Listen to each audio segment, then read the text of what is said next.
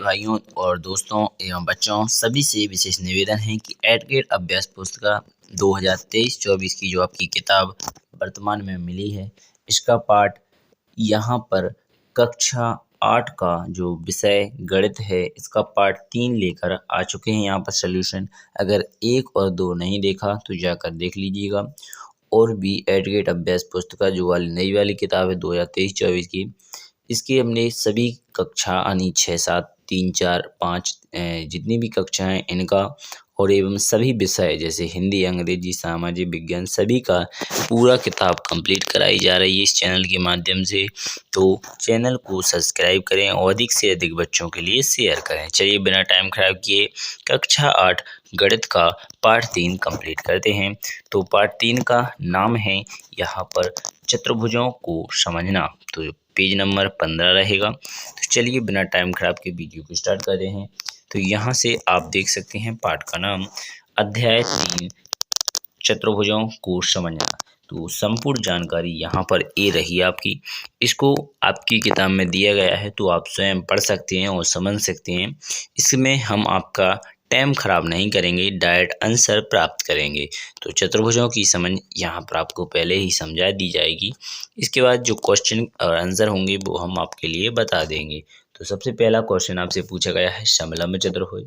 इसके बाद पतंग दी गई है और इसके बारे में आप यहाँ पर पढ़ सकते हैं। इसके बाद अगला जो टॉपिक है वहाँ पर रहेगा समांतर चतुर्भुज। इसके बाद समचतुर्भुज। इस प्रकार आपके चतुर्भुज कंप्लीट हो जाते हैं। और थोड़े चतुर्भुज जैसे एक आयत भी एक चतुर्भुज होता है, वर्ग भी एक चतुर्भुज होता है। चतुर्भुजों के कोण योग युग्म धर्म। तो यहाँ पर धर्म होते हैं कि कितने के होते हैं। जैसे बहु के बाह्य कोणों की मापों का बहुभुज के बाह्य कोण 360 ही होता है। और यहाँ पर चतुर्भुज के चारों अंतः कोणों का योग भी 360 होता है। तो आशा करेंगे यह क्वेश्चन आपने यानी जो किताब की जो उसमें जानकारी दी थी वो आपने यहाँ से कंप्लीट कर ली होगी। अब यहाँ पर आप नीचे पढ़ सकते हैं। अब हम यहाँ से पाठ्यक्रम को जो हल करना है इसी से, वैसे तो इसी में से बन जाते हैं आंसर, परंतु अब यहाँ से आपकी जो हल करना है वो यहाँ से करना है। अभी तो सिर्फ आपके लिए किताब के द्वारा दी गई जानकारी थी। अब यहाँ से आप हल करेंगे। तो सबसे पहले क्वेश्चन आपसे पूछा गया है, यदि किसी चतुर्भुज के विकर्ण परस्पर समकोणों पर समद्विभाजित करे तो वह होगा। तो वह क्या होगा? सम चतुर्भुज होगा। क्या होगा? सम चतुर्भुज होगा। इसके बाद क्वेश्चन नंबर दूसरा देखा जाएगा, किसी चतुर्भुज के चारों अंतः कोणों का योग होता है। तो यहाँ पर 360 इसका राइट आंसर हो जाएगा। इसके बाद प्रश्न नंबर 3 देखेंगे। अभी हाल आपने यहाँ पर पढ़ा था अंतः कोण चतुर्भुज की, तो यहाँ पर 360 ही होता है। इसके बाद देखेंगे प्रश्न तीसरा, एक अष्टभुज की भुजाएं। यहाँ पर अष्टभुज लिखा ही है तो 8 ही होंगी ना। तो अष्टभुज का मतलब होता है 8। तो ऑप्शन नंबर ए रहेगा। अब थोड़ा इस बूट को भी देख लीजिएगा। इस प्रकार ए है, बी है, सी है, जिसका ऑप्शन नंबर है उसे आपको 4 में से रंग देना। जैसे पहले नंबर का ही आंसर था तो 1 पर रंग दिया जाएगा। यहाँ पर चौथा नंबर पर था तो इसे चौथा रंग देंगे। यहाँ पर पहले पर भी ऑप्शन नंबर ए सही था तो यहाँ पर ए को रंग देंगे। तो आशा करेंगे आपको यह सभी क्वेश्चन समझ में आ चुके होंगे। चलिए बिना टाइम खराब के क्वेश्चन नंबर 4 पर देखते हैं। तो आपकी स्क्रीन पर क्वेश्चन नंबर 4 दिख रहा होगा। यहाँ पर लिखा हुआ है षष्ठभुज यानी षष्ठभुज का मतलब हो जाए है 7 भुज। ठीक है, कि प्रत्येक अंतः कोणों का योग है। तो अंदर के कोणों का योग आपसे पूछा गया है। तो आपको याद होना चाहिए, हमने एक बार बताया था n-2 और इधर पोष्टक में कर सकते हैं और गुणा 180 इस प्रकार होता है। अगर आपका जो भी दिया गएगा, जैसे आपको अष्टभुज पूछा गया, षष्ठभुज पूछा गया है तो यहाँ पर 7 - 2 रहेगा तो 5 आ जाएगा। 5 का अपन अगर 80 180 में गुणा करेंगे तो यहाँ पर आपका षष्ठभुज लिखा हुआ था। तो यहाँ से आप कंप्लीट देख सकते हैं। इसका गुणा करेंगे तो आपका राइट आंसर आ जाएगा। षष्ठभुज यानी 6 होता होगा। तो यहाँ पर आपका 4 आएगा। ठीक है, क्योंकि 6 रहेगा जभी आपका आंसर आएगा। तो यहाँ पर आप 4 में गुणा करेंगे तो 8 जीरो का गुणा होगा पहले 4 में, तो जीरो ही आ जाएगा। 4 8 है, 8 8 चौको 32 की 2 हो जाएंगी, हासिल 3 आ जाएंगी। 4 एकम 4 और 3 जोड़ दिया जाएगा 7। इस प्रकार आएगा 720। आशा करेंगे यह क्वेश्चन समझ में आ गया होगा। तो यहाँ पर षष्ठभुज का मतलब 6 होता है, ठीक है। तो हमने सूत्र आपको बताया था, उसी में इसका हल रखेंगे तो आपका कंप्लीट हो जाएगा। इसके बाद आपको पता है कि 720 कहाँ लिखा हुआ है, तो ऑप्शन नंबर सी इसका राइट आंसर हो जाएगा। इसके बाद क्वेश्चन नंबर आप देखेंगे 5, किसी बहुभुज के बाह्य कोणों का योग है। तो यहाँ पर आप जानते हैं सभी बहुभुज के बाह्य कोणों का योग 360 ही होता है, तो इसका राइट आंसर 360 यानी डी हो जाएगा। इसके बाद देखेंगे ऑप्शन जो कंप्लीट हो जाते हैं, जो ऑप्शन वाले क्वेश्चन थे। अब यहाँ से नीचे दिए गए प्रश्नों के हल करना है डायरेक्ट। तो यहाँ पर प्रश्न 6 है, इसे देखेंगे। एक समबाहुभुज की भुजाओं की संख्या ज्ञात कीजिए जिसके प्रत्येक बाह्य कोण का माप 60 है। तो यहाँ पर आपको बता दें, जो प्रत्येक बाह्य कोण है उसका योग अगर 60 है, तो अगर आपको भुजाएं ज्ञात करना है तो कुछ नहीं करना पड़ता है, 360 लिखो और 60 का ही इसमें भाग दे दो, बस आपकी भुजाएं निकल आएंगी। तो कितनी आ गई? 6। तो इसका राइट आंसर यहाँ पर आप देख सकते हैं, इस प्रकार लिख लीजिएगा सभी कुछ और यहाँ पर बाह्य कोण का भाग देंगे तो यहाँ पर 6 आपकी आ जाएंगी। तो आशा करेंगे आप यह क्वेश्चन भी समझ चुके होंगे। तो चलिए क्वेश्चन नंबर 6 के बाद आपकी स्क्रीन पर आ जाता है क्वेश्चन नंबर 7, दी गई आकृति में कोण x का मान ज्ञात कीजिए। तो यहाँ पर बाह्य कोण दिए गए हैं, एक कोण पूछा गया है। तो आप जानते हैं कि किसी भी चतुर्भुज हो, त्रिभुज हो, कुछ भी हो, यानी बहुभुज के जो बाह्य कोण हैं उन सभी का योग 360 होता है। तो यहाँ पर सिर्फ आपको इनको जोड़ लेना है, जैसे 90 हुआ, 60 हुआ और 110 हुआ, इन सभी को जोड़ा जाएगा तो यहाँ पर आपका 260 आ जाता है। तो आपको यहाँ पर अच्छी तरह समझ में आ रहा होगा कि 360 माइनस 260, तो आंसर आता है 100। तो x का मान आपका हो जाएगा 100। तो यहाँ पर आपका x का मान 100 इस प्रकार दिया है, इस प्रकार लिख भी लीजिएगा।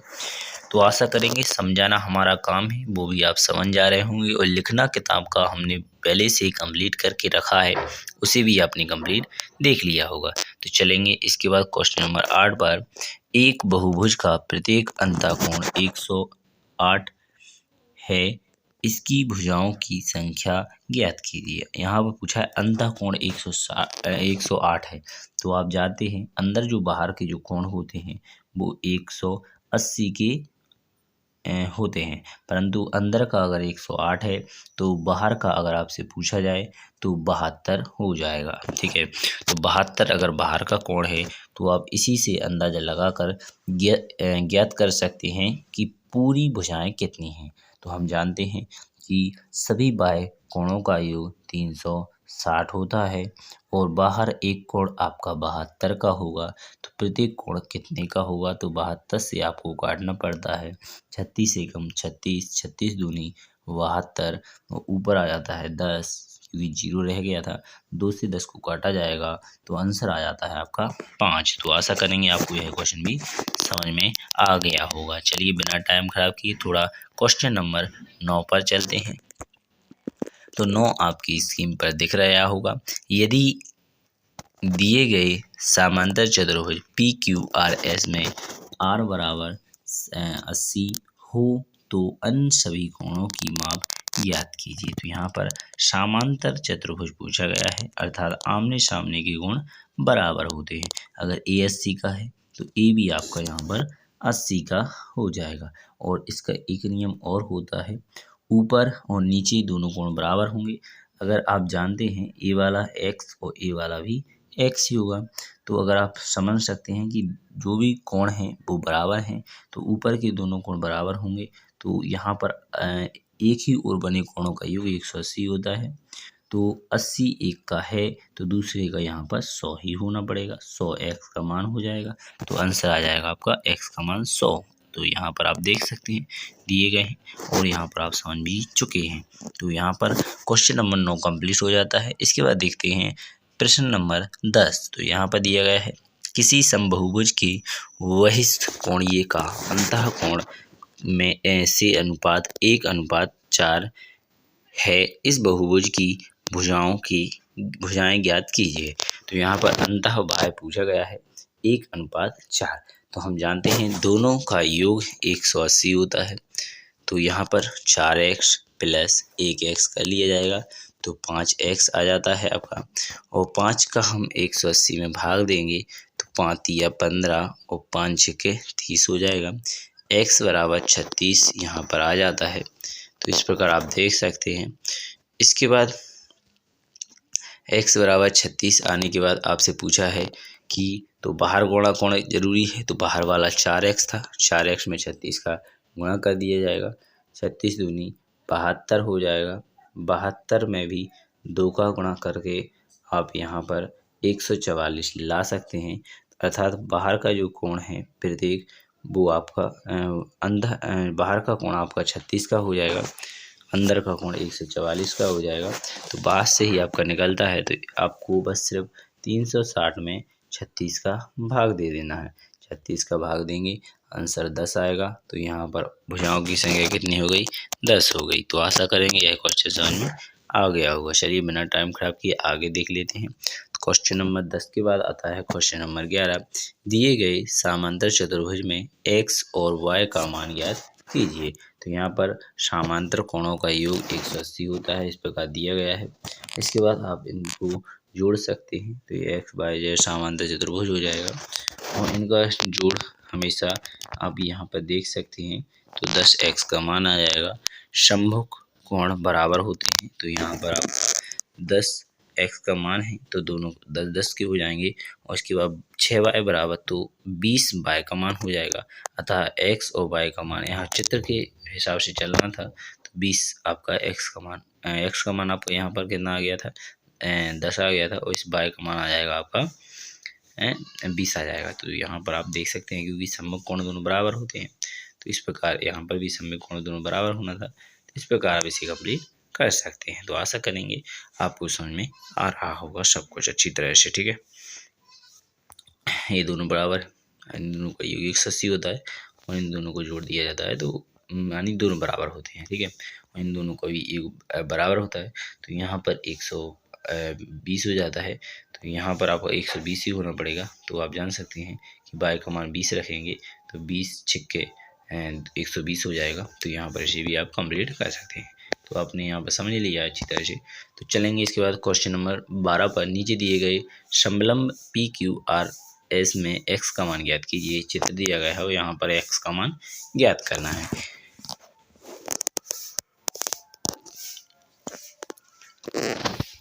इसका भी यही नियम है कि एक ही ओर बने कोणों का योग यहाँ पर 180 होता है समलंब में। तो यहाँ पर दोनों को जोड़ दिया जाएगा और 180 आ जाएगा। तो यहाँ पर आप इस प्रकार देखेंगे 20 की तरफ जाएगा तो 160 बचेगा, 2 का भाग दिया जाएगा तो 80 हो जाएगा। x का मान 80 है, इस प्रकार इसका राइट आंसर आ जाएगा। चलेंगे इसके बाद क्वेश्चन नंबर 3 पर। एक सम अष्टभुज के प्रत्येक कोण की माप ज्ञात कीजिए। तो यहाँ पर आपका क्वेश्चन नंबर 13 दिया गया है।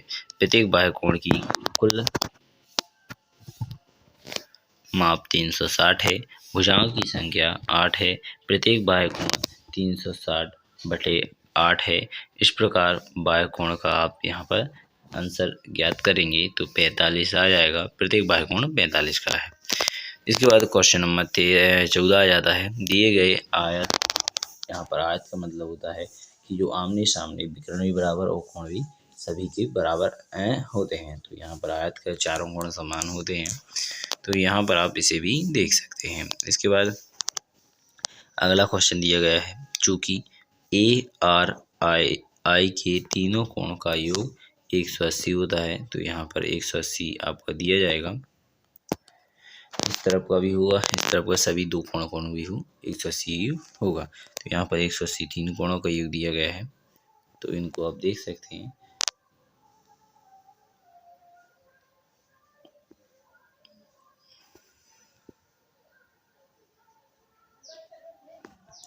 180 को जोड़ दिया जाएगा, 35 और 90 को जोड़ा 125, 125 उस तरफ जाएगा तो घटा दिया जाएगा। तो इस प्रकार ए आर और आई यानी पूरे त्रिभुज का जो कोण है इतना रह जाएगा, इस तरफ का जोड़ दिया है। तो ए आर यानी जी वाला कोण यहाँ पर कितने का हो जाएगा, तो इसे आपको ज्ञात करना था। तो यहाँ पर 55 का दिख रहा है, आंसर आ गया है 55। तो यहाँ पर ये 55 का हो जाएगा, ठीक है, क्योंकि त्रिभुज के तीनों कोणों का योग 180 होता है। ये आपका ये वाला इस प्रकार करेंगे तो कंप्लीट हो चुका है। तो आशा करेंगे ये समझ में आ रहा होगा।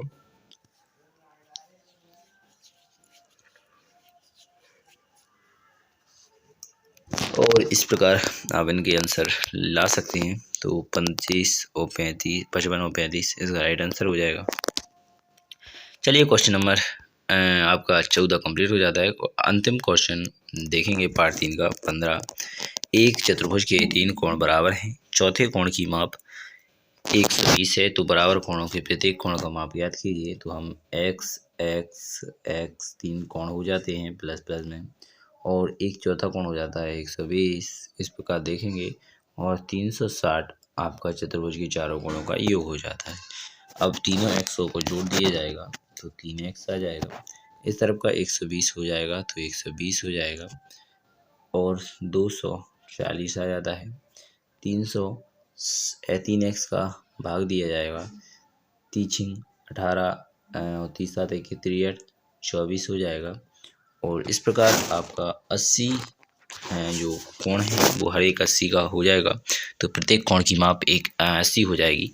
तो आशा करूँगा यह आपका क्वेश्चन कंप्लीट हो जाता है।